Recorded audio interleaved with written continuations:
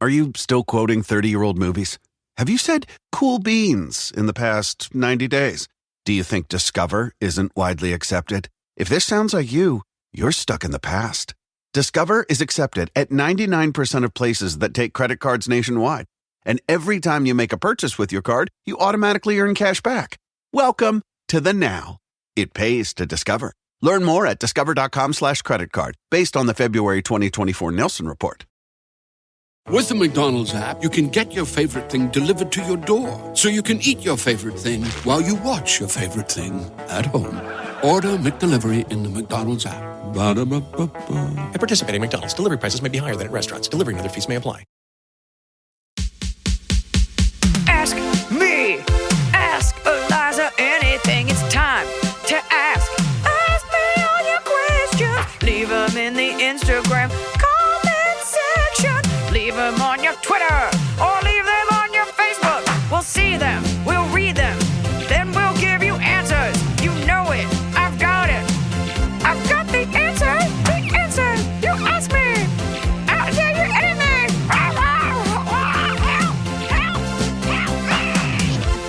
For those of you that are listening in the future on Wednesday, we're doing this episode live on TikTok because I believe, as a futurist, the next wave, like in a year from now, because I saw a video on this, what's going to be big on TikTok is people who can stream for a while. And if you remember in The Fifth Element, remember the character that Chris Tucker played that was like always going live and he had his own channel? That's what the world is going to be. This like Black Mirror commodification of like long-term, lifelong streaming. Like, you know how they're always like we just want to keep you on the app. That's right. So I don't know when you have time to watch other people if you're always streaming, but I'm going to tap into this now because per usual, Ruby, I'm ahead of the curve and it's going to come back to bite me. But here I go. I'm also trying to be that positive force for women out there to combat all of the like incel weird male podcasters that hate women. So here we are. Join the light side. Folks, here's how this podcast works. Emily fields all the questions. People DM Ask Iliza anything on Instagram. Ask your grandparents at Ask Iliza. At Ask Iliza. Do not DM them to me. Every once in a while, I'll get a DM like, my girlfriend loves daffodils, but I hate them. What do I do? I will not answer them there. At Ask Iliza. And then Emily culls the finest of choicest questions. And then we answer them here on the podcast. You want to send me some stars? You want to send me a corgi with a chubby butt? Then that's great. So if you format your question, like if you write a coherent question here in the chat, I can try to read it. But for the most part, Emily has already chosen them. I'm trying to do everything at once. I'm fucking sweating. And it's hot in here and there's a heat wave in LA, but get used to it because the world's on fire. But the important thing is Kim Kardashian gets to throw a Minions birthday party for her kids and everybody gets to fuel up their jets and water their lawns. Okay. So you should not start with, hey, Emily. She is merely here to make me look good. Okay. Emily, kick it.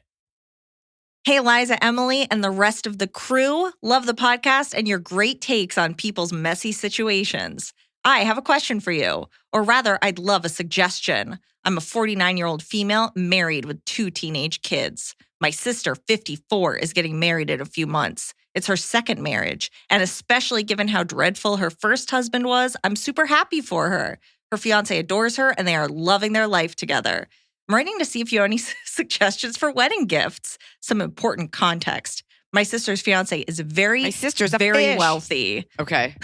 Large estate plus a large New York City condo, beach house, and apartment in a European country. You get the idea. They're very generous and try to include extended family as much as possible, even though none of us are in the same tax bracket. For example, they're putting everyone up in NYC for the wedding. My husband and I do well in our careers and have a nice life, vacations, nice house, nothing close to what they have, which is totally fine.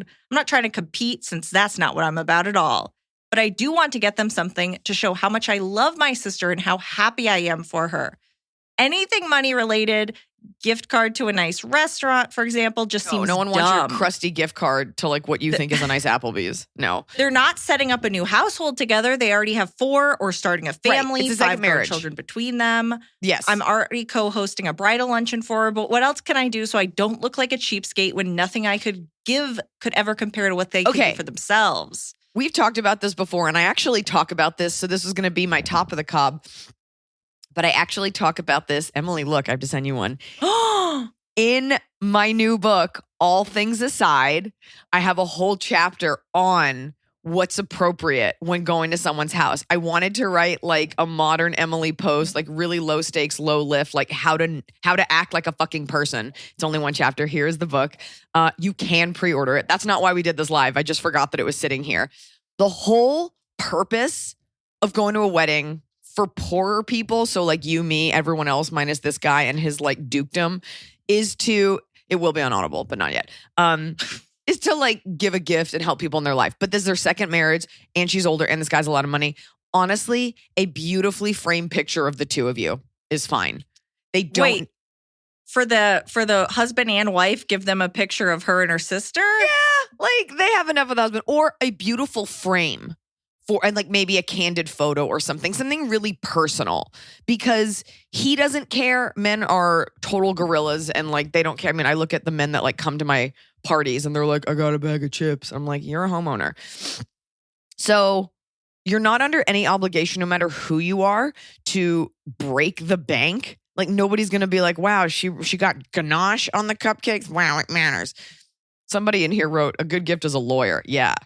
Make sure your sister gets like that good prenup. But it's like, what can you give them that no one else can? You can give them a couples massage. You put one hand on each person and you rub them down fully nude. But I'm just saying, like something intimate, a nice frame, like $100. She probably doesn't even expect anything. Maybe you like cook dinner for them, but like, don't give the whole purpose of giving a gift when you're younger is that you feel shitty. Like I remember one time a friend like really wanted to go on a hike because we were like 24. And we all went on this miserable fucking hike, a corgi, to Topanga Canyon. And then she like made us drink like warm wine and eat chocolate cake after. And nobody had a good time. But that's what you want in your 20s. So that's my answer. Something sweet. Or like low key, don't give one and be like, didn't you get it? And then write back to us about how she never said thank you. Maybe split the difference and it's get a photo of you and your sister and then a photo of the two of them in a nice frames. Get a photo of the sister and the new husband and then Photoshop him out with optional heads, just depending on how the relationship is going. And it can be like one of those like forest fire threats and everything. Like you can change the threat level. Can I say something about forest fires really quickly? Yeah. Here in Beverly Hills, which is where I don't live, but I drive through it sometimes, there is like a Beverly Hills fire department. And they put out a thing this is hard to go live and do this. And they put out a thing every day that's like, what's the fire threat today? Is it red, orange, yellow? And people look at the colors. But there's also a statue of Grizzly the Bear, of Smokey the Bear next to it. But he's like kind of ripped because this is LA. But it's like, why does a bear who's here to warn us about global warming and forest fires have to like have bear abs?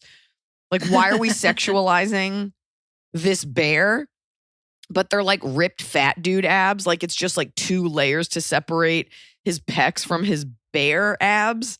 Has anybody else seen this?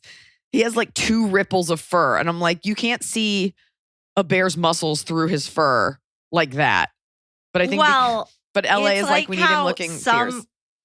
Some gorillas are kind of like, you're like, is that gorilla kind of like have a man body?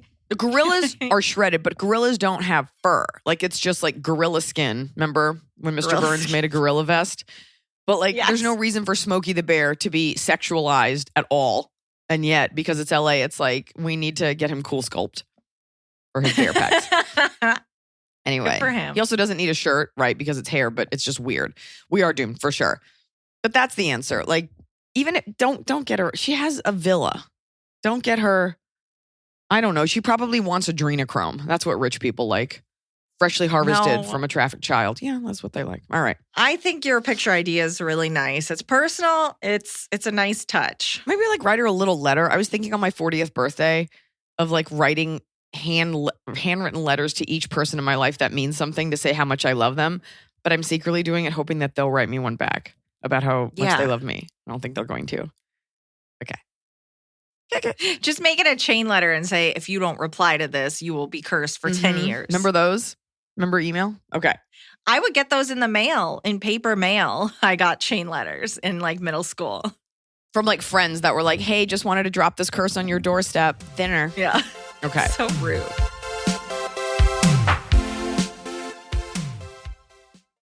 Fall has fallen, winter is on its way, the days are shorter. But just because, well, they feel shorter. And just because the days feel shorter doesn't mean your to-do list gets any shorter. You still have to power through your busy days. And a great way to do that is with nutritious food from Factor's no prep, no mess meals. At the end of a short day in the fall or the winter, the last thing you want to do is have to cook. Factor has got you covered from breakfast, snacks, dinner, anything in between. Factor has easy, nutritious options to keep you fueled, like their chicken Florentine with spinach and garlic chili cauliflower. You bet. That's what I want to make myself at the end of a day where I am exhausted and my husband isn't home. Whether you like routine or you enjoy mixing things up, Factor has you covered with 35 different delicious meals every week and over 60 additional convenience options you can add on, like keto cookies, pressed juices, and smoothies. And because Factor meals are chef prepared and dietitian approved, you're going to love not only Factor's meals taste, but also how they support your goals, even if your goal was just making yourself dinner. Head to factormeals.com/Iliza50 and use code Iliza50 to get 50% off your first box and 20% off your next month. That's code Iliza50 at factormeals.com/Iliza50 to get 50% off your first box,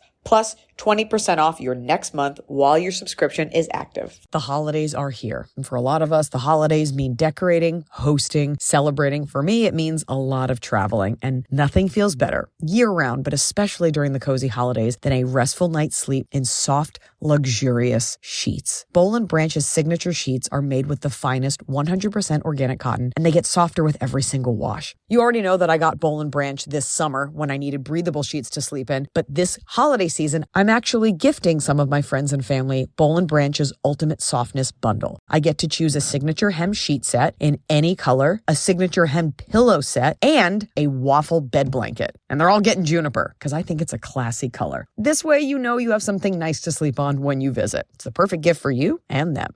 Gift you and your loved ones a better night's sleep with Boll & Branch. And right now is their best offer of the entire year. For 25% off plus free shipping on your first set of sheets, head to bollandbranch.com/Iliza. That's Boll & Branch, BOLLAND branch.com/Iliza for 25% off. Limited time only, exclusions apply. See site for details. So finally, fall is here. I have been looking forward to it. I have had a hard year in a good way. You know, like I had a baby. I have been on a nonstop tour, nonstop traveling, and it's been hot. So I'm looking forward to, of course, pumpkin spice, everything, cooler weather, and slipping into a cozy sweater from Quince. I've talked about Quince before. Quince has beautiful leather jackets, cotton cardigans, soft denim, and so much more. All Quince items are priced 50 to 80% less than similar brands. Dressing expensive doesn't have to be expensive. Their clothing is beautiful, it's durable, it stands the test of time, and it's what I like to call a capsule wardrobe. I got an Italian wool cocoon coat. That's one of those, you know, it's got like a European collar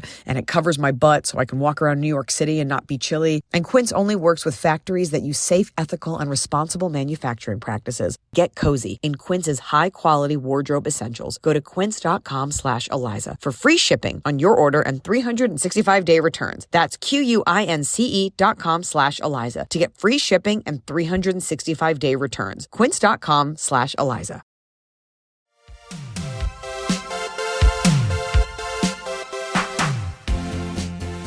Hey, Iliza and Emily, I'm male, 30, have a wedding question for you. I'm getting married in 3 weeks. My fiance, 31 female, and I have been together for 4 years. A year ago, my fiance met a female colleague of mine. Oh in a my God, I group thought you were going to setting say comic. Okay, colleague. and immediately got cold, unfriendly, and possessive vibes from her. I'd always been friendly to this colleague, but there was never any romantic connection. Flash forward a year, and needless to say, homegirl didn't get a wedding invitation because she didn't vibe with my soon-to-be wife. Okay. A handful of other colleagues got invited because my fiance and I both enjoy their company. Homegirl found out these other folks were invited, and she wasn't, and texted me 3 times asking to come. I tried to politely say, sorry, you weren't invited. She keeps trying to find a way in by asking if she can be so-and-so's +1 because they aren't bringing anyone. A week went by with no word from her. I thought she got it through her head that she wasn't invited. Then, out of the blue, a male colleague and friend of mine who is invited sent me a picture of him and homegirl flipping off the camera and asked if he can bring a +2. He's already bringing his girlfriend. I told her again she's not invited. At this point, I'm worried she'll just show up at the wedding and cause a real problem. No. I can't wait to get married to my favorite person in the whole world, and I'm worried this will ruin our day. Any suggestions on what to do with uninvited people persistently asking to come to your wedding? That is so weird. And your wife like had a sixth sense about this. Oh, yeah. Like, I would be interested to know, just from like an anthropological point of view, what your wife sensed, like what she cat sniffed out. Oh, somebody says change the location. No, do not do that. First of all, maybe hire security. I think people have this unfounded fear because we've had this before where someone's like, is my mother-in-law just going to show up? Are they just going to show up? That rarely happens. Now, this person does sound like threat level midnight stalker. Yeah. And part of me is like, it's tough because it's a work situation. So you can't have a come to Jesus with her and be like, can you like spray raccoon urine around her desk to ward her off or something? That's weird because if it were reversed and if you were a girl and there were a guy doing this, I would be like, get your husband involved. And I don't want to put it on your wife to call her up and be like, listen, Belinda, you're not fucking coming. She obviously, there's something really weird there. I would just sustain, maintain, focus on your wedding, have a security guard there. I would pull her aside and I would just be like, what's going on? Like, we have a limited number of people. Like, it's making me uncomfortable. You have to be okay. I always say this with making this person as uncomfortable as she's making you. Also, for the folks at home, never flip off the camera. It is so trashy. Like, people in my meet and greets are always like, flip it off. And I'm just like, I don't do that and I don't sign money. Like, what the fuck are we doing? I think that he needs to talk, any colleagues he's invited, he needs to talk to, I think, as awkward as it is, and be like, look, this woman has been trying to come with all of you. She sent me this picture. I am not comfortable with her coming. Please do not bring her with you. This is what, like, get your side out there, because she's clearly going to each of your colleagues like, hey, he wants me to go secretly. Please bring me with you. You need to like get ahead of this with your colleagues that are coming, or one of them's going to get duped into bringing her. And I'm just going to play devil's advocate. Is there a reason she feels closer to you than you're letting on? I believe you that you're like, nothing's ever happened. And it's unfortunate we live in a world where it's like, but did something happen? Are you guys like super close at work? Are you like best buds at work? Or is she kind of taking like a page from the incel playbook and she's like, well, he said hi to me once, therefore. Not Right, just it's like guys a are Glenn creeps. Close. Holly Mischief says, can HR help? I don't know if you want to blow it up. This is really tough because it is outside of work that this is happening. I mean, here's the thing. It's like the sheer unadulterated confidence of someone who has been told no 3 times and keeps trying to come. That's a level of crazy, like that is sinking in with her is so scary. Sam's Talk 33 says, and I totally agree with this, and we give this advice a lot, she's living in his head now. He needs to let it go and stop giving her energy. For sure. And that was like similar to what I said at the beginning. So I do want to circle back to what I said earlier. But like, you just got to like live your life. She's not going to show up to the wedding, and there should be security there anyway. Do regular people just like have security? No, or like some kid don't. at the desk at the Marriott, whatever. If she shows up, you ask her to leave. You don't ask her to leave. Actually, Well, you you have have, a like, big your uncle friend. or like a huge aunt walk up and be like, hey, you got to go. Don't worry about it. And she should be embarrassed and back at work, just pretend like it's never happened. Just be like, I don't know, my wife's handling it. Like, just deflect. And then you might need to sack up and regulate. Have a plan. Just trust, like, let a best man in on this. Like, let a dude know, like, Yes. hey, I want to focus on my wedding. Here's a picture of this woman. Could you keep an eye out so I don't have to think about it? And like, this is your task for the day. You're going to keep this woman out of this wedding. Let a dude know, and some girls that do CrossFit, because people love to get drunk and get handsy. So be like, I'm going to let them loose. I'm going to let squat thrust loose. squat thrust loose if you don't act right. But she's not going to show up to your wedding. And yes, per Emily's suggestion, like, talk to the people that you invite and be like, this is actually very uncomfortable, and like, you're party to it now. Yeah, people, I say this every time. Weddings bring out, Madam Maple says, no, Iliza, regular people don't have security. Well, you fucking should, because you don't have to be famous to have a stalker. Weddings bring out, cool. It's true. Like, women get assaulted all the time. weddings bring out the best and worst in people in the weirdest ways. And this is probably just exacerbating that maybe she has a crush on you, wants to be included. It's a real lesson in sociology. Like, had she been cool in the first place and not coveted you, she would have gotten an invite. Props to your wife. Please write back. Please have your wife call in. Call in. It's an 80s radio show. Please I want to don't know. call us. Good day, AIA. I have an ongoing struggle with my mother that I'd like your take on. I'm British, but have lived in That Japan. is a struggle. I'm too polite. I've lived in Japan the last 14 plus years. Lived in and I'm Japan. You have to enunciate. I'm British, but have lived in Japan the last 14 plus years, and I'm fully settled here. Married, house, dog, kid, and one more on the way. My parents are coming One over more and help house out with or the one new more dog baby, on the way? All right, fine. which I am hugely grateful for. My husband's parents are Japanese, but live really far away and can't come and help for their own health reasons. It's not that big of a They also country. have other grandkids where they live, whereas my kiddos are the only grandkids my parents have. We haven't seen my parents since right before the pandemic hit, and it's been hard for them. I get it. My mother is a chronic spender and buyer of crap nobody wants or needs, and she keeps hounding me about buying stuff for the new baby. I've told her countless times we don't need that much this time, and we have just moved house, both working full-time jobs. I'm 33 weeks pregnant. We have a 4-year-old and a fluffy white dog. So we Yes. still have boxes Good night, everywhere. folks. Wait, can I just pause for a second? Somebody on here just said too much backstory. It sounds like a lot, but I always ask for context because people will ask life advice in a vacuum like, I don't like him, but he likes me. Advice? So we need the backstory Sometimes- to color it. And sometimes you'll find the real issue in the context of it, like what the question asker thinks is important as an important piece of the question. So just to Okay. review, this person is British. Her husband is Japanese. His parents are super old and live in Japan, but can't come visit. And they all live in Japan. Her parents are British, haven't seen them since the pandemic, and they have a little kid and one on the way, and a fluffy white dog who shall remain nameless. Then our question asker does not want more crap, but the mother won't listen. I've had several come to Jesus's with her about it. I've told her that what she can get us and when, and she still doesn't listen. I'm so worried that this behavior will continue when she's here and I'm stuck in the house with her and a newborn for 3 months. How can I get my mother to listen to and respect my boundaries? Thanks for awesome weekly podcast. Can't wait for Netflix special and to see you in Japan in December. Yes, I will be in Japan in December. We're doing an Asia tour. So check it out at Iliza.com/tour. That's also why we decided to go live on a Sunday morning, because Emily was like, people are hanging out on Labor Day. And I'm like, but the rest of the world is on the internet. It's not just people in Minnesota. So, someone says, don't let her come for 3 months, hire a nanny. Look, your mom needs to come and you haven't seen your parents. I get it. I hate to say this, but like, I love my parents so much. Sometimes, especially with mothers and daughters, like I have a dog who's obstinate and I'll grab Tianfu and I'll be like, no cookies on the bed. No cookies on the bed. It's been 3 years. And every night she's like, what if I had a cookie on the bed? Sometimes it's just not going to get through because they have a lifetime of doing it the other way. And that's your mom's, I hate to say this, like love language. So there has to be a way when she visits, you look her in the eye, because this has all been over the phone. And you're just like, we have nowhere to put this stuff. Is there another way you can help? Because your mom's not going to listen.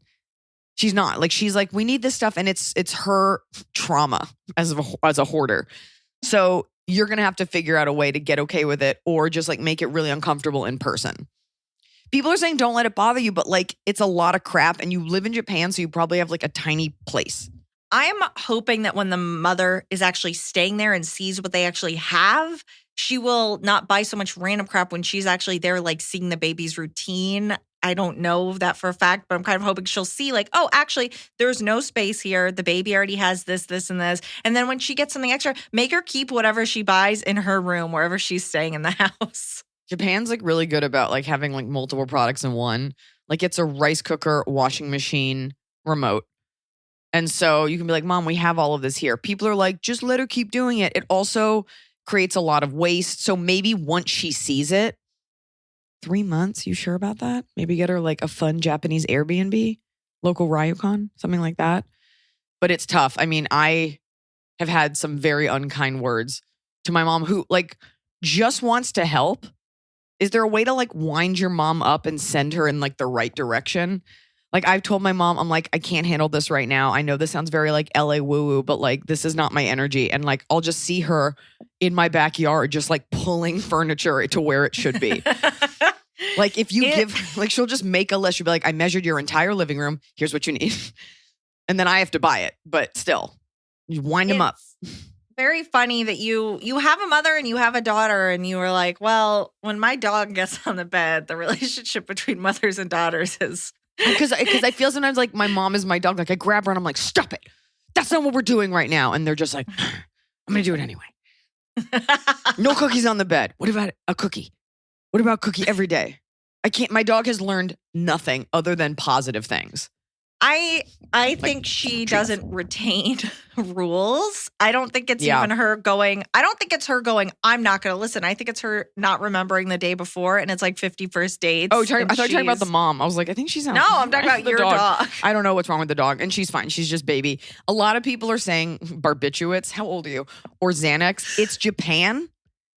You have to forget the rest of the world doesn't have like required access to opiates the way America does. Like we give them out with Halloween candy and the rest of the world is like, what do you need an Ambien for? Are you going in for surgery? Just remember, like they don't even have NyQuil in most parts of the world. And we're just like drinking it all day like it's coffee. Ew. Someone's got to like an ASMR of. Oh, I don't like that. I did 5 sets last night and I'm not even going to lie, by that 5th set, I was like to like lube up my throat before I kept talking. You do. Everybody does it. I don't care. I saw your pictures and I was like, oh, big night. The last time I did 5 sets in LA, I had Blanche with me. And normally I have someone with me just to like, because my friends all get free drinks. But it was kind of nice just like doing it alone. Got to talk with people. Nice to just be out in the city, sweating. I came home. Noah was sleeping and I just laid on the bathroom floor on my new rug and watched TikTok for an hour and ate toast. Here's the thing, because you make the comedy part seem so effortless, like you're just so quick and smart and witty. The hardest part that I always thought watching you of your job is that your sets are at like 9:10, 9, then 9:27. And then I was like, God, you got to get from place to place. You got to park your car. You got to get out. You got to get the timing of it feels like the worst part of being a comedian. It is the hardest part. Is I hate waiting, so I back the shows like back to back, and I'm just like flinging myself. It's only like a 2 square mile area because it's the Improv and the Comedy Store. But can I tell you, it has taken a decade to get the valet at the Hollywood Improv to comply. Like for years, I'd pull up and I'd be like, hey, I'm on the show. And I'd like point to my name on the marquee and they'd be like, it's $10. I'm like, it's not $10. I know it's free. Like we've talked about this with the manager and it was like always a conversation. Like they would just like do, and I'm like, you're not getting money. I cannot pay you to come to work.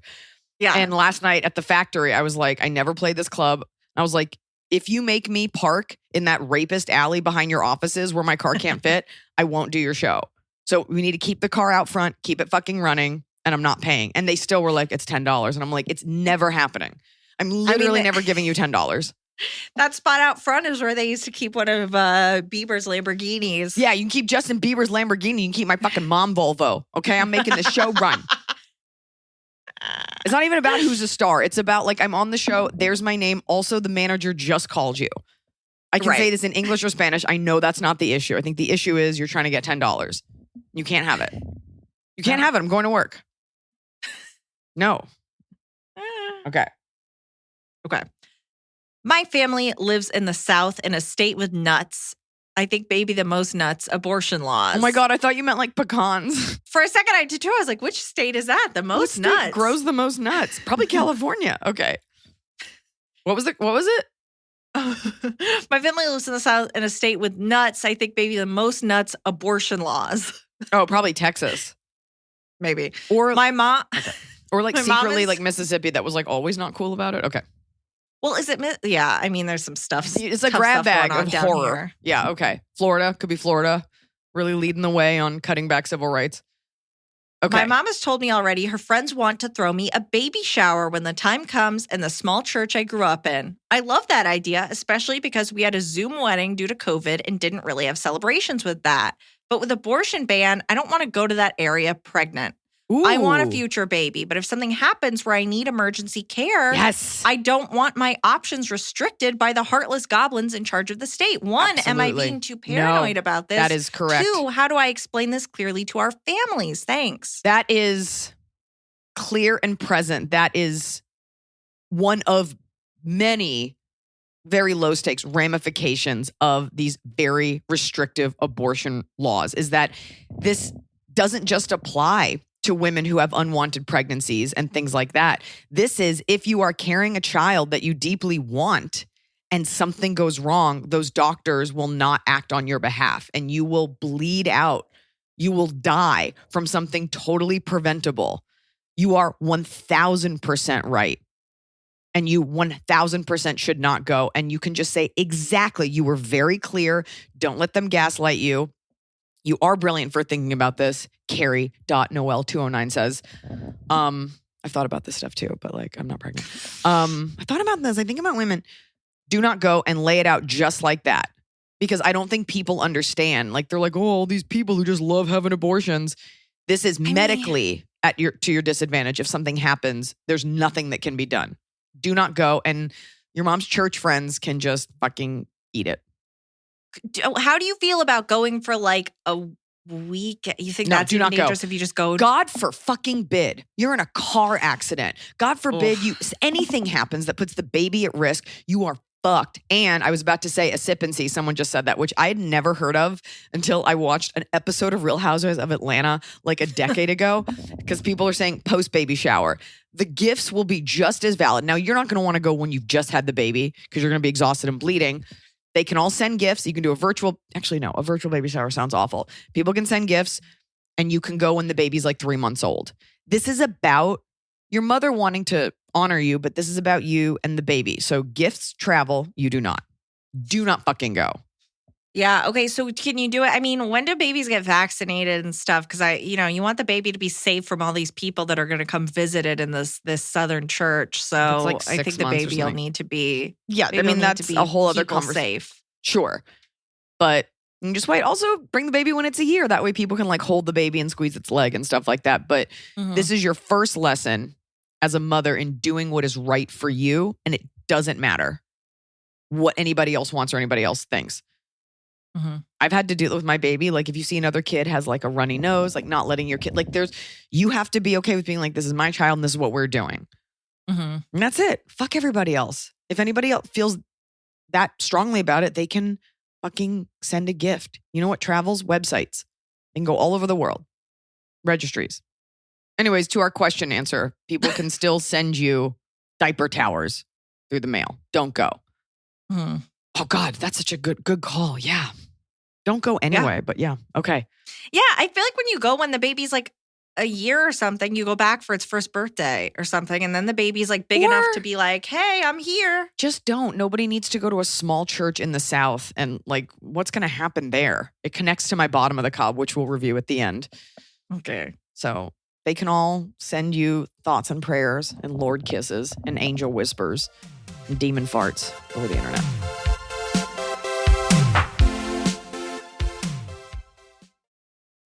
The holidays are here at the Home Depot, so let's get to decorating. Find your perfect tree in our huge assortment of shapes, sizes, and styles. Like the easy-to-assemble Jackson Noble Fir, with pre-lit branches perfect for styling with all your favorite ornaments. Or the Flock Starry Light Fraser Fir, with over 1,900 pre-lit memory wire branches that keep their shape so it's ready right out of the box. Ooh. Find the perfect tree now at the Home Depot. Are you still quoting 30-year-old movies? Have you said cool beans in the past 90 days? Do you think Discover isn't widely accepted? If this sounds like you, you're stuck in the past. Discover is accepted at 99% of places that take credit cards nationwide. And every time you make a purchase with your card, you automatically earn cash back. Welcome to the now. It pays to Discover. Learn more at discover.com/credit card based on the February 2024 Nielsen report.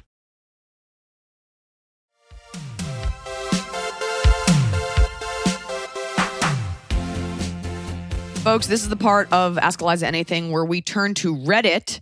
the end all be all for conservative male opinions.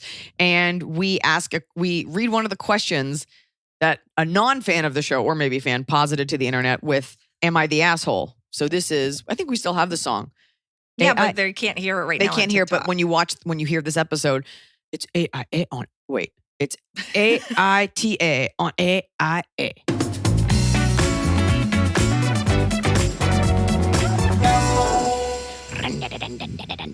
That's your go-to. That's your go-to dance and song is like a little goblin dance. Like you look like you should be in Labyrinth. It's this.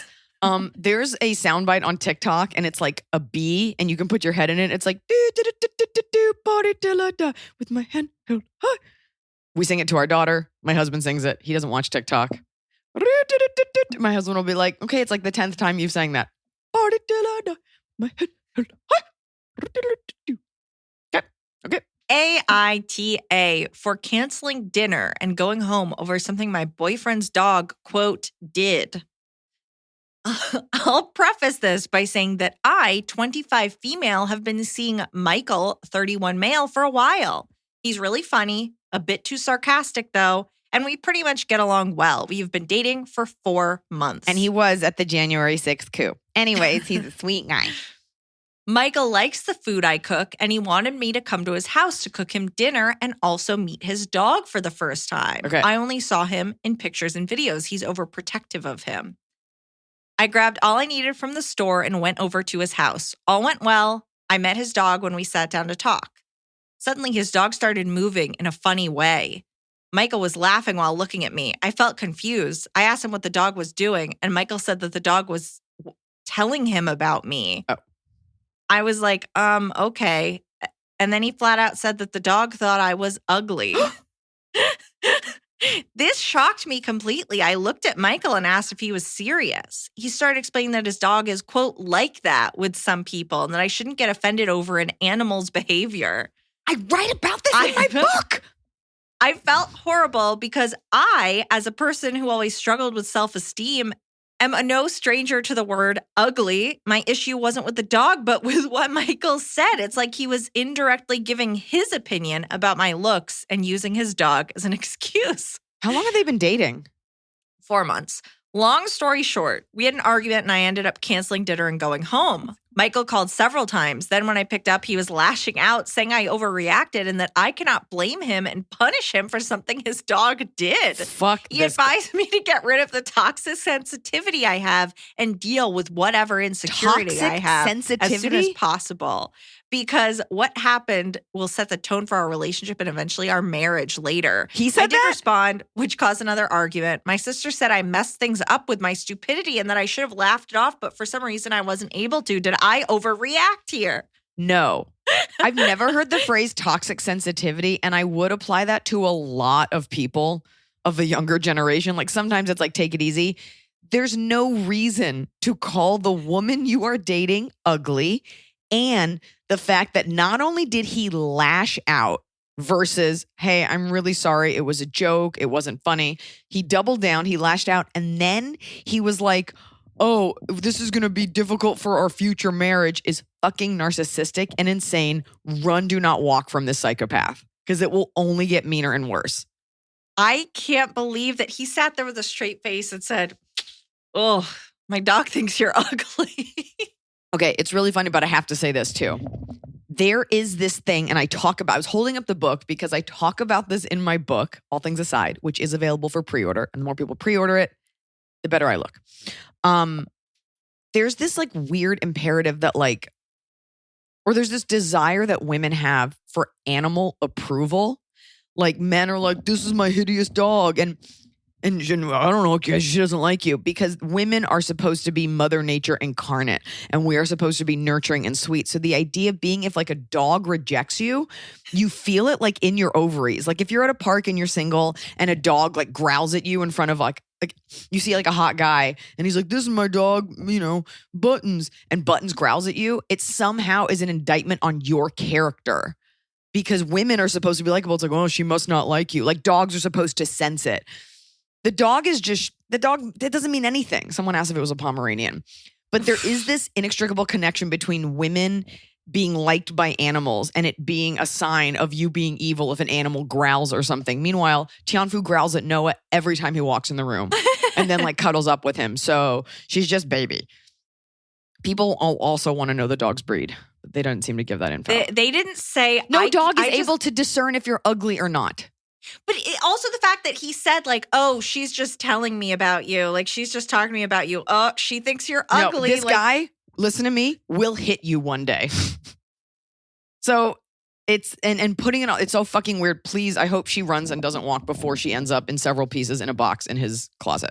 The worst thing about these kinds of questions is where you see like her sister saying like, you're stupid. How could you do that? Imagine someone in your life like backing up that person. You're just like, this girl has no one around her if they're telling her no, except that he said his dog thinks you're ugly. Don't worry. The petulant internet is on your side for this one. Also, like he's, how do you ever like get naked in front of someone who called you ugly? Oh. And didn't even call you it directly. He was his dog. Having sex, and he's like, I'm really sorry my dog called you ugly. I think you're okay looking. All right, well, that's the am I the asshole? No, he is, and his dog probably just isn't, but needs to learn better. No, please run, do not walk. Do you want to do another one that's very targeted to your abilities? What do you think, folks? Should we take another? Yeah, let's do it. Yeah. AITA for not giving up my plane seat so a family could be all together. So I traveled home today from Greece. The flight was roughly 10 hours, and around this time of year, it's extremely hectic. I booked my ticket specifically to be closer to the front of the plane so I can be closer to the gate when it's time to get out. I hate traveling, so I spent a bit more money to be closer. Okay. When I got on the plane, a family of 4 approached me and asked if I could switch spots. Normally, I'd be okay with that, but switching spots would mean moving back 20 rows, which leaves me at an inconvenience, and I would not be getting my money's worth. I rejected and said that I would like to keep my seat. The woman said that I was being an asshole and I should just give up my seat so she could sit with her husband and kids. I said, respectfully, ma'am, your travel issues are not my problem. I'm keeping the seat I paid for. She ended up making a scene and basically said, wow, look at this asshole who can't even move seats so a family could all sit together. I said, maybe you should have booked ahead of time or spent more money on tickets so you all could sit together. This is not my issue. Grow up and get over it. I am not moving seats. End of story. I sat down. Her husband apologized to me for her behavior and said she hates traveling, but giving her the seat would have made things easier in the end. So AITA for not giving up my seat. Is it a flight from Greece? Like, It's a 10-hour flight. It's an hour flight? 10. A 10-hour flight. I guess, okay, let me just say this. You're not the asshole. If you're connecting, then you want to be closer to the front of the plane. But if you're not really getting off that much faster. 20 rows is a lot. He paid also clearly for the comfort section. You paid, okay. Well, if they're in the same section, maybe it's a little different. No, but they're here's not the thing. in the same section. You're not in the same section. You paid for it. And you're right. She should have, like, there's other flights. Like, you should have taken that into consideration. Nobody's responsible for your family. And that reaction, well, you both hate traveling. She's like, I'm sorry, my wife hates traveling. You're like, so do I. And that's why I booked this seat. No, you're not the asshole. I feel like 50-50 when I'm on a plane, get asked to give up my seat, always for like a middle seat. So like a woman with a baby and her husband can sit together. And I mean, that's usually really, I get bullied into it and wind up in a middle seat and I'm angry. That's fucked up. And also it's kind of on the airline to like puzzle that together and accommodate people. Let's say we're all in first class. Okay. I like a window, but if it's like an hour flight and it's like somebody really needs it, like fucking fine. Usually all things are equal there. And I think in coach, because they have so many gradients, like so many ways that they upcharge you for like, this one comes with 1 extra tissue. This one comes with 2 puke bags. So yeah, or she could have paid, had she said pay for the difference, like, all right, here's $100. But the point is, it's the comfort, it's 10 fucking hours, and there's 2 parents and 2 kids, right? So split up. You don't need to all be together. You're going to be passed out and your kids going to be watching Coco Melon anyway. People, I always say, if you want to see what the apocalypse is going to be like, go to any airport. People lose their fucking minds in a pressurized cabin. I'm now remembering that the one time I flew internationally to England, the other 3 members of my family sat together and I sat alone. That's probably for the best. And you know what? Yes, it takes a village, but like you don't have kids and you don't have your kid there and it's not on you. God, I'll never... That flight, I took a flight from England back to LA, London back to LA, and there was a family with like 3 kids. and they were letting their kids, and it was first class, like very expensive, like Virgin first class, and they were letting their kids run up and down the aisles, which I'm okay with for a little bit, but the kids were like touching people and the parents were just watching TV. I was like, at least act engaged. Like, your kid cries, I get it, there's nothing you can do, but like, this isn't on all of us to like endure your children, especially if you're not paying attention. Attention. Anyways, fuck that family. Ew. And they were in the lounge. Ew. Yeah. You notice they weren't trying to trade. Now, if they had taken their more expensive seats from the front and said, hey, can we trade the people in the back so that we can sit together in the back? Would have been they a baby didn't do that. kissing party. Yeah. You don't have to apologize for having your children. You don't have to apologize if your baby is crying, but you can control your own throat as a woman or a man yelling at other people. You heard me. Control your throat. Control your throat, America. I can't wait for my bottom of the cob. All right. Hold your horses. I can't wait to tee off on this. I was going to make a TikTok about it. I still might, but then I have to use the green screen. Hi, Iliza, Emily, Baby Snow Peach, and Little Baby Tree Frog. I am a huge fan, longtime pod listener, have all your Netflix specials practically memorized. This one's a sticky one. I, female, 20, have been training at a CrossFit gym for a couple years now. One of the coaches, we'll call her Paige, has been one of my best friends since I was 10 in gymnastics. Our head gym coach, gym owner, Chad, is married with 2 kids in his late 30s. My friend and our coach have always been too close, but we brushed off the comments and hoped the best for them. Only come to find out they have been having an affair for years. According to Chad, Paige only started dating her current boyfriend so her parents won't get suspicious about Paige and Chad's relationship and doesn't actually love him. Wait, she only makes her why am I BF lost? think she loves him. I'm sorry. I was holding the dog. Paige Sorry. and Chad are secretly sleeping together, even though Chad has a family. Paige is now dating a man just as a cover so that her parents don't think she's too close to Chad. Who has a family. Got it. Who has a family. Upon Chad's wife knowing about the affair, they supposedly put an end to it, and she has fired Paige. Chad, of course, is making everyone feel bad for him and trying to come out this without anyone knowing the truth and suck out their sympathy because he's a lying snake. What? Problem. Okay. Paige is one of my closest friends, and no one knows their secret other than me and a couple others. But they don't know that we all know, and Paige's boyfriend has no idea. I want to confront her about the affair and her lies and possible cheating and faking a relationship with an amazing boy who is deeply in love with her because it's not fair to him. Ew. However, I discovered all of this through my own boyfriend, who I swore I would keep the secret. Who's also sleeping with Chad. I don't know where I stand morally. Do I confront Paige? Do I keep being friends with Paige if she has been faithful to her boyfriend? How do I handle having to be around my coach who I despise down to his lying, cheating core? Can you, I know this is going to sound like a novel concept, and I know can you switch CrossFit gyms? Or is there, have you found the only CrossFit gym in the world? Yes, but Paige is her very close friend, and she knows Paige was cheating through her boyfriend. Paige didn't tell her, so Paige doesn't know she knows. First of all, you got to talk to Paige. Second of all, I don't know if I could be friends with someone who was doing all of this. It's one thing to be in a relationship with someone who's cheating on their spouse, but then, I don't think this is true, but you're saying she deliberately went out and got a boyfriend just so her parents, what? Who she doesn't like. Who she doesn't like, just so her parents wouldn't admonish her for dating a married man. Your friend is so fucked up morally. Like, why are you friends with this person? You got to sit down and you got to say, yo, I know what's going on and it's really making it difficult to be friends with you. That's it. Like, why do women get so caught up in like, it's really horrible, but I don't want to offend another woman? You got to set it straight and then maybe distance yourself from her. And you don't have to say where you Orange got the Theory info. or something. What? She doesn't have to say, because her boyfriend told her, and her boyfriend said, don't tell anyone I told you that they were cheating. No. So you don't have to say where you got the info. At this point, if he knows, fucking cares enough where you got know. But what is this imperative to like protect the secret and the source of where you found out they are doing something wrong? You don't want to get in between. You don't want to be a part of this. So you just sit with your friend and be like, look, here's what I know. Who cares who told who? She's the one doing something wrong. He's the one doing something wrong.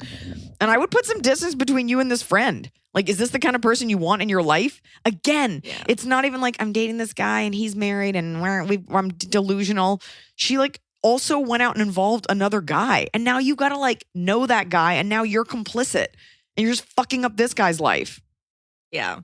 So say what you know and be like, I just need some distance from you. This is super fucked up. Probably won't be friends soon anyway, because she's probably going to end up getting murdered. Well, and if she's like, look, you're right, and breaks up with the boyfriend and wants to do better, fine. But yeah, it's gross. It just speaks more about her morally. This is never an isolated incident. Like, look, people cheat, they make mistakes, but this is really going out of her way. So this probably seeps into other areas of her shitty life.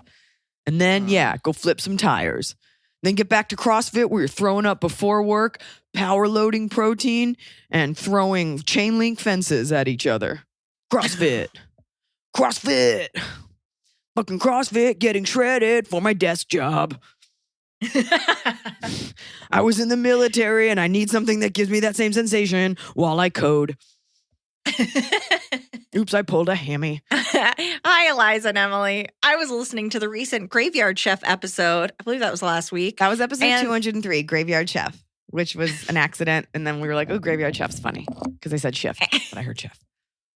And the 27-year-old listener sounds similar to my experience of dating. I'm a 32-year-old Australian woman, and I'm in the process of getting myself... I'm a 32-year-old Australian shepherd. I'm sorry. What? I'm a 32-year-old Australian shepherd. Sorry. I'm in the process of getting myself diagnosed with ADHD. I met with a psychiatrist this week, and he agrees that I have it. Anyways, I have had issues with ex-boyfriends saying I'm too talkative, too expressive with my emotions, the kind of woman that they want, but just too much. To the listener, I want to say it sucks that men don't always appreciate the bright energy that you are. It's the energy that your friends love you for. To Iliza and Emily, I want to ask, any advice for a therapized 32-year-old woman who is going on date after date and getting nowhere? I truly think my ADHD extra personality is not traditionally feminine, not calm and quiet, and I refuse to fundamentally change, nor can I, but I don't think most men are willing to get to know me. Love the podcast and special thanks so much, Sarah from Brisbane. What if I was like, listen, you really need to tone it down. You have to, if men don't like you, then you're worthless. Look, the ADHD thing, like whatever. Usually it's diagnosed within like a scholastic setting. You can't change who you are. Not as much in women. Fine, not as much. Most things aren't diagnosed in women, but like, I don't know. What is the question? Are you dimming your light and not? No, you be you and you will find someone who fits perfectly. I sing Party Till I Die and my husband deals with it.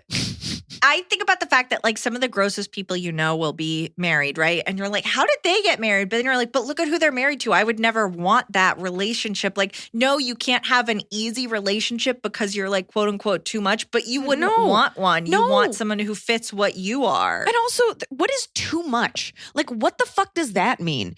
You're a woman who thinks, you're a woman who like verbalizes stuff. You've got energy.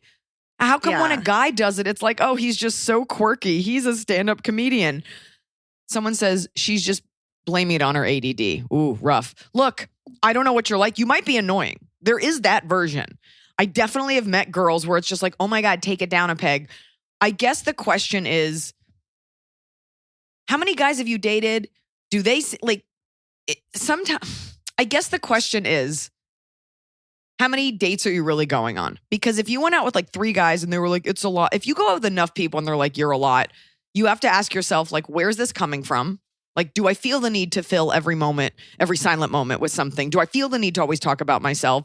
Maybe it is something personal, or there's a guy out there for you and you're not a lot. That's it. Someone's asking you if it's a pattern. I mean, there is a fine line and I don't know enough. My gut reaction is like, you keep being you and somebody will be into it. Do you really want to change who you are? The question she's referring to from last week was the one where the guy was very quiet and the girl was very like kind of chatty and he just was like, ugh, I don't like it. You talk too much. I want to say this as I interrupt you. There's you talk too much, which is always a red flag. Mm-hmm. There's if you talk too much, there is a grace to a conversation. Is this you're interrupting other people while they're speaking? Is this you're not asking them questions? Because there's like gradient within talk too much. And somebody Yes. says, is this men in your life or other people? Have other people given you that feedback? That might be more valid versus like a dude being intimidated. Also, how hot are you? Okay. There is that other thing of like, so people have ADD, people who are on the spectrum, like anything where there's this idea of masking, where you cover that part of yourself. Where you get really butch and you like get a short haircut, masking. And you change yourself to fit in. And I think you don't do that, but like you said, because there is a way to have a conversation, like do look at yourself and just see, could you be a better conversationalist? Could you be a better Probably everyone conversationalist? could. Ask the other people in your life and be okay with getting the feedback. Okay? Ask friends, ask other women's. Interrupting conversation, someone says, is an ADHD symptom. You know what? We all have ADD. It's been diagnosed in literally everyone, not everyone, but I have my issue, and then I'm kind of rude and unaware.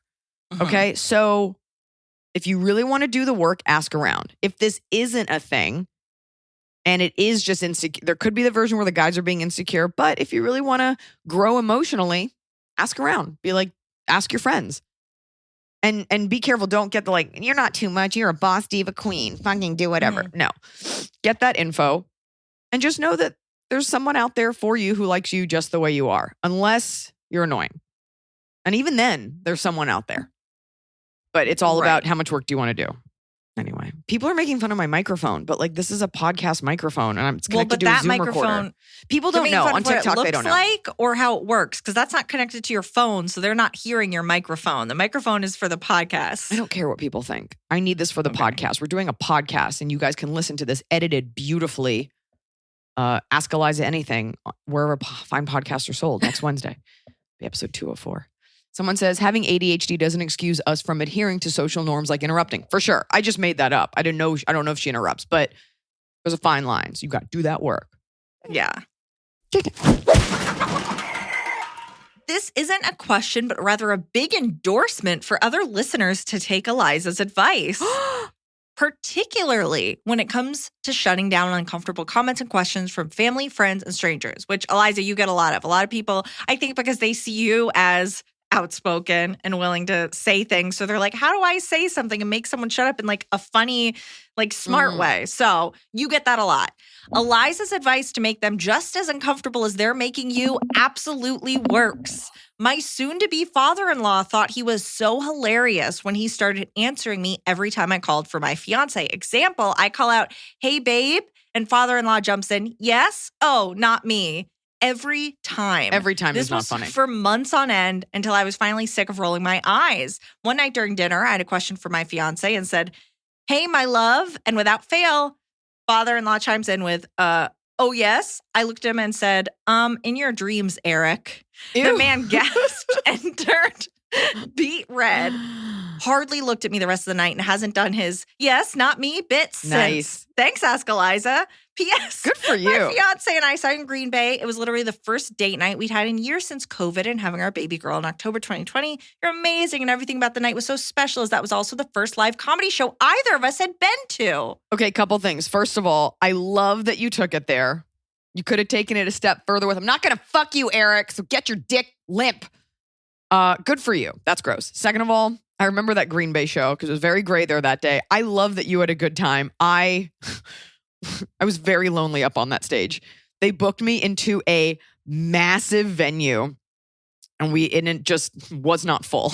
But I like to think, and then I got mad. I think like the mic cut out and I like got angry at the crew. I don't know. It was not my finest hour. But you know, professionalism prevailed and everybody had a good time. And that's all I ever care about. Mm-hmm. So, but I remember that show. I also remember having, I had cheese curds before and we bought a lot of cheese at like a dairy barn because it's like you're in Wisconsin. You've got to get cheddar cheese because when else are you ever going to see that again? Load up. Good for you though. Because also sometimes dads get stuck in this like loop where they like keep making these jokes. Sometimes you got to be like, no, like awful. Good for you. That's great. And you know what? You didn't make him uncomfortable. You weren't extra rude. Like, it was just like, it's enough. Like, they get stuck in this loop of like, I'll just keep making the same joke. And they don't know. They don't know. And he'll never do it again. And you got away with it without being an asshole. So good for you. Nice. Yeah, I love in your dreams, Eric. Dallas Fan 94 says, any advice on how to stop people from saying Polo every time someone says my name, Marco? Oh. You know what? No, because every name has their thing. And when I was growing up, it was there's a hole in the bucket, dear Liza. Or it's just people outright making fun of Schlesinger. Oh, I'm Higgins, so I always get Henry Higgins. Yeah, it's whatever. Noah of apparently the nadir of his existence was when they opened up Noah's Bagels. It really doesn't. He gets gluten free or Noah's Ark. Oh yeah, his last name, while not the most beautiful last name, is Galuten, Galuten. Even smart people are like, he's a chef and he's gluten. People don't think that you've ever met anyone before. They're like, here's the first, I'm gonna make a first joke. No one's ever gonna know. So yeah, Marco, you just gotta endure it. Top of the cob. Tip of the cob. It's the top of the cob. You're doing it right every day. You just take a bite. Top of the cob. My bottom of the cob. And okay. I was like, how do I bring this up while admitting that I did something wrong, but then going in hard on other people who I don't give that same grace to? So I'm admitting that. I got married in 2018. Emily, you were there. Was it that? 2017? That sounds right. The point is, if you think about life in the context of a pandemic and how much more ubiquitous information is now and how much more aware, at least I am, about the environment, because I can say that I've only come into true awareness about horrific atrocities because of how much information there is on the internet. So I say that to not excuse, but look, I had a balloon sculpture at my wedding. It was on the ceiling and it was gorgeous. And it was only after that I guess became more in tune with how much we are just wrecking this planet. Okay.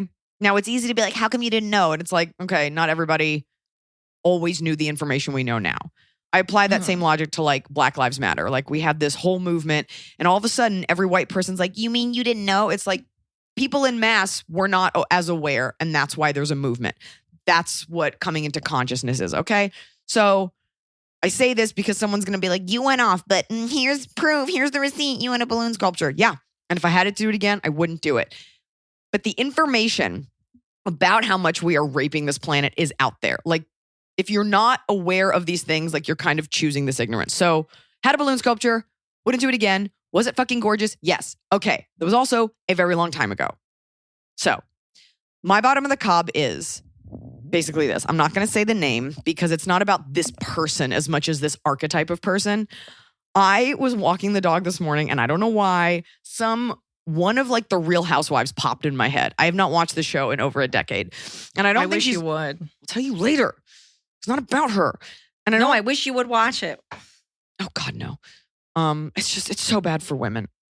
Is that what you want your mother to be? Sitting in a ball gown screaming about how fertile she is at 70 and drunk in a full face of makeup with stripper heels on? Is this what we want from women? I'm a good businesswoman. I do. I'm in Cabo with 8 other women. Where's my fucking family? Okay. Hey, Bart says, the sad thing is I think we all became aware too late to reverse anything. I think enough people knew. Yeah, for sure. Oh, God. Okay. Look, it's a fun podcast. So I thought about this one woman, and I was like, I wonder what she's up to, because I always found her existence to be a little weird. So I went and I looked, and she had thrown a birthday party. I scrolled a little too far back, and she had thrown a birthday party for her kid. But the birthday party looked as many of these, we'll call them sort of celebrity adjacent parties look, where it's a little kid and there's hundreds of balloons and a massive cake and there's flowers and the kid is 4 and it's done. And you see the Kardashians throw parties like this. Big celebrities throw parties like this where it looks like a fucking bar mitzvah or a coronation for a child. And it's this aesthetic that we apply, this aesthetic of opulence for a child's birthday. Of course, the subtext being look how well we're doing. We're all famous. We can afford this. But it's just creating not only so much garbage for the world, all of those balloons, all those flowers are going to go trash, all of these styrofoam, all of these toys, all this everything. But it's setting this weird precedent that your child is to expect this. And you're not a massive celebrity. Even if you are, it's a disgusting way to be, okay? Especially for like a 1-year-old's birthday, Mike, we're going to have it at a public park and the cake is going to be made of fruit. And I'm just sort of disgusted by this applied aesthetic where everybody has a Facetune face. Every woman has like this big hair, and you notice these types of women. And I don't want to make this about shaming women, but I do see this. They're more demonstrative like this. All the women in the picture, they've all got like plunging necklines. They're at this children's birthday party. You know what? Wear what you want to wear. But there's this desperation of being like, look, I can still fuck even though I had a kid. Look at my cap teeth and my giant hair and all of these giant balloons. We are famous. We are doing it. And the bios always say like, loves God, God first, Philippines, 34. There's this weird connection to like opulence being next to godliness. And I know this is going to sound fully insane, but I remember reading Canterbury Tales, and one of the women on the pilgrimage was the prioress, who was like this religious woman, but she had on like beautiful clothes and like bejeweled crucifixes. And there is this like connection people make. Like if I like, and you see it with like local pastors and preachers that have like Rolexes and tons of money and lead these congregations. You raping the planet, raising garbage kids, and looking like a blow-up doll has nothing to do with your devotion to your God. And it's this weird, it's embarrassing. And it's this, you notice this a lot on Instagram. It's this like archetype of this like family. And it's like, we've got 3 kids. Here's all of our balloons. And we filled our house with orangutan hearts. God first, love God. And I think people do it as a way of being like, oh, but I'm a good Christian. So clearly none of this is bad because I love God. And he's like, well, I'm spiritual. It's like, what are you actually doing? So what are you doing to make the world better or people better? And it's not about throwing a kid's birthday party. I think the balloons just really upset me. And I just think it's kind of creepy. Like, here I am, my teeth are bleached. I'm orange. God first. Ecclesiastics. Gymnastics 15. I hated the balloons only because I had to talk to multiple balloon artists. You did help me book those balloons. And balloon artists are weird. I just think it's there's nothing pious about it, and I could go off on the whole environmental part of it and how you're raising kids with these weird expectations and the world is burning and you're just eating an 80-foot cake made of rainforest soil. But there's always the thing about God in there. Or like sometimes you look at people whose whole lives is like 10 date ideas for couples night. Like, here's Paisley's birthday party, and it's all overdone, blown out, big hair, cap, like just this aesthetic. And it's always like, I'll see you at scripture, see you at church. Did you see The Eyes of Tammy Faye? I didn't see it, but I did want to. Jessica's performance is great. The movie itself was a little boring, but I think her story, and you look at the opulence that they had while they were preaching, it feels like an odd dynamic, yet it so often goes hand in hand. It's this thing. I mean, there is something to like, if you love the Lord so much, give money to your leader so that he can live well. And then you giving that money, there's this tie between donating money and you think God cares. Someone just asked what my birthday party will be for. We're going to have it at a public park. Just family. She's not even going to be given a cake. She's going to have a cake made of fruit or in our backyard. I just think it also, removing it from religion, there is this like demand that everybody look like a celebrity. And Instagram, social media exacerbates that. And you've got these people. I saw this one woman who's a nobody who was like, I'm turning 50. And she had like a drone and she had a whole videographer come and video her birthday. And she's like dressed up, and I watched the whole thing. It was like an hour, like a 10-minute long video of her partying, like with her kid. Like, what are we doing this for? So other people think you have like a record deal? What are we doing? Like, what about actual spirituality? What about connecting with your loved ones? Yeah. And I think it's because women are told that we aren't valuable unless we're fuckable and young. And so there is this desperation to look relevant and to show that you're doing well. But I just think it's sad. And I think we're ruining the planet in the process. It's not this woman's fault. And it's not just balloons. It is major corporations, but it's all kind of tied together. And the prayer thing is extra fucking weird. Now everyone's telling me what they're going to do for their kids' birthday parties. It's okay to do nice things, but I just think the opulent kids' birthday parties is fucking, in the name of Christ, is fucking weird. It's my bottom of the cob, balloons. My bottom has changed in the last 30 minutes because something horrible has happened to me in the last 30 minutes. Did you finally lose the foot? Is it finally fall off? My leg, I guess, I don't remember my leg feeling weird, but I like brushed my hand over it and my hand came away with parts of a bug and my leg is bleeding. And I don't know what happened or how. And it wasn't a mosquito. And I have blood on my leg and I can't find the bug because I have such a thick carpet and I don't know what bit me and I'm scared. Whose blood is it? Is it yours or the bugs? I think it's mine, lick it, but I lick don't it, know. Lick it. If it shocks you, then it's the bugs.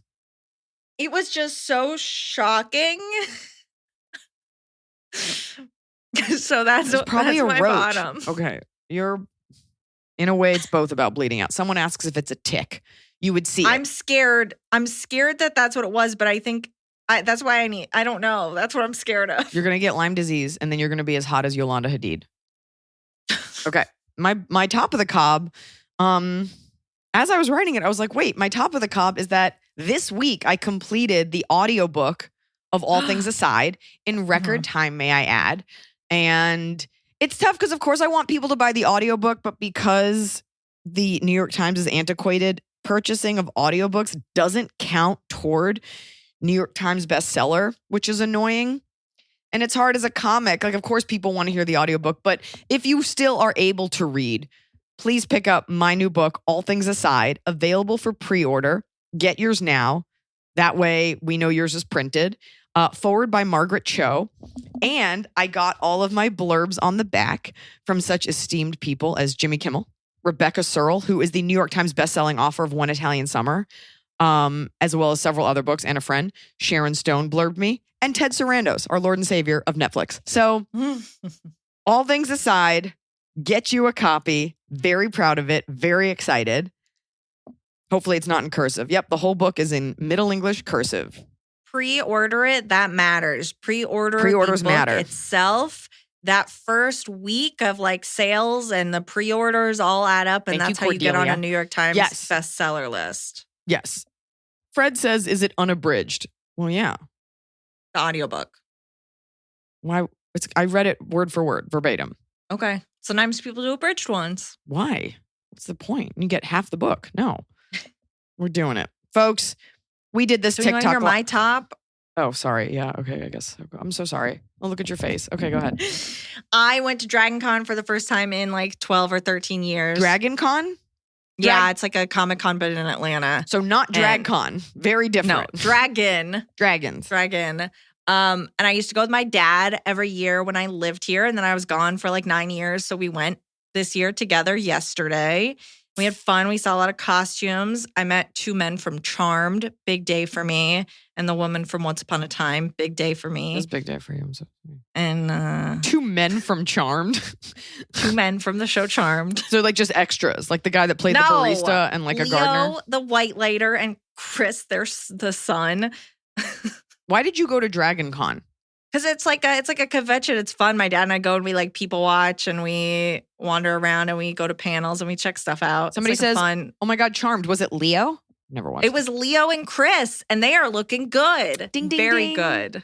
Leo and Wyatt. So now this has just become Leo and Chris. Wyatt was not there. Okay, I don't care about you. I like these TikTok people. We should always have an audience. I'm going to enhance this experience. I'm going to leave my desk where it is. And I encourage you, if you're listening to AIA, to join us. Although it's tough because it's like we're doing this on a Sunday. So I don't know. We're going to have to solidify when we do TikToks live. When we give these files to Scott, because of the way that you're doing it, it might be really hard to edit. So we'll see if we do this. Deal with it, Scott. How we do this again. Rode this gravy train for too long. Folks, if you have a question for Ask Iliza anything, as you've seen, we expertly answer them. DM it to @AskEliza on Instagram. We do not live Twitter. on TikTok or Twitter, which I don't have the password for, but Emily does. And I really like doing this live. I think this is the key to my financial future. No, I really like doing this live. I like the live feedback. I've always wanted a live show. And you pre-ordered my book. Thank you so much. And what? Good work. Although I guess if you're pre-ordering. listening, you're just hearing me be like, thank you, Sin City 57. Thank you. Thank you. So I'll carve those out. I'll with get stuff. better at this and it'll be so fun. And now we're blending medias together. So this was a lot of fun. And remember, more authenticity, less fun. Oh, that's the other thing. I hope you're still listening. I'm just going to say, I went to that Real Housewife and whatever. I went to her Instagram page because I was walking the dog. I'm like, Tianfu's taking a dump. I'm just going to look at this. It's so hot outside. And it's like this weird aesthetic that you don't see as much anymore. Like with the invention of filters, like we all get it. You want to look at your face with like night walker eyes and a tan and everybody looks great. There's this weird thing, and I used to joke about this, how the whole internet's about like presenting something sexy but not drawing your attention to it. Like a woman in a bikini, and my whole joke is like, check out the grout work on these tiles behind me. The subtext being like, look at my fucking body, look at me. So this girl is in the front. She's on a date with her husband. They're going to like probably a martini blues. And she's just like, love doing life with this guy. But you barely see him and it's just on her. She is in a full filter with like Hitler Youth blue eyes and like a full spray tan. You can't even see her nose. And there's just music playing and she's just staring at the camera. Like, do you know how weird that is to be like, love my husband and then just stare at the camera, hoping people will be like, wow, you look so natural. Folks, we've been around for too long on the internet. Nobody thinks it's real. Actually, no, that's true. Kids do think that their faces should look like that. Stop with the filters. Stop with the... like at least just be honest. Be like, this is my fucking face and body. Love me. The filters, though, I think are passe. And I feel like the new generation is like, they're going to know that it's not real. I just think it's fucking creepy. That's all. And one more thing. Somebody asked if I'm watching House of the Dragon. Speaking of Dragon Con, I started watching it with Noah. Spoiler alert. 5 minutes in, some guy gets his dick cut off and I turned it off. I can't. I think I can't do it anymore. Maybe it's because I'm a mother. Maybe it's because we went through a pandemic between this and the last Game of Thrones. I can't do the unabashed violence. And I think people who sign up for it are a little weird. I just can't do it anymore. I'm not. I'll watch the new Lord of the Rings. I'm not watching the new Game of Thrones. I'm over it. I don't know how people. Here's the thing. I'm so mad because they were going to do a spinoff starring Naomi Watts, and then they canceled that and they made this one. Why would I watch this one? It Why took would you watch everything this from one? me. They took everything from you. I know what happens to House Targaryen 172 years later. So spoiler alert, Daenerys goes crazy and dies. I'm done. I'm done with the like, oh, it's just casual rape and mutilation. Like, I'm good. So please help Emily Higgins. It's at, what's your TikTok? What's your shitty TikTok? Real EMHIG. Yeah. Help her get 1,000 followers so she can be live with me on here. Folks. I'm at 203. All right. See you guys on the internet. Okay.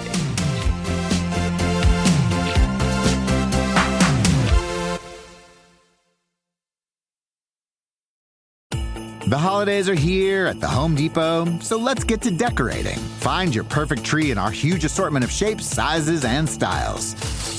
Like the easy-to-assemble Jackson Noble fir, with pre-lit branches perfect for styling with all your favorite ornaments. Or the Flock Starry Light Fraser fir, with over 1,900 pre-lit memory wire branches that keep their shape so it's ready right out of the box. Ooh. Find the perfect tree now at the Home Depot.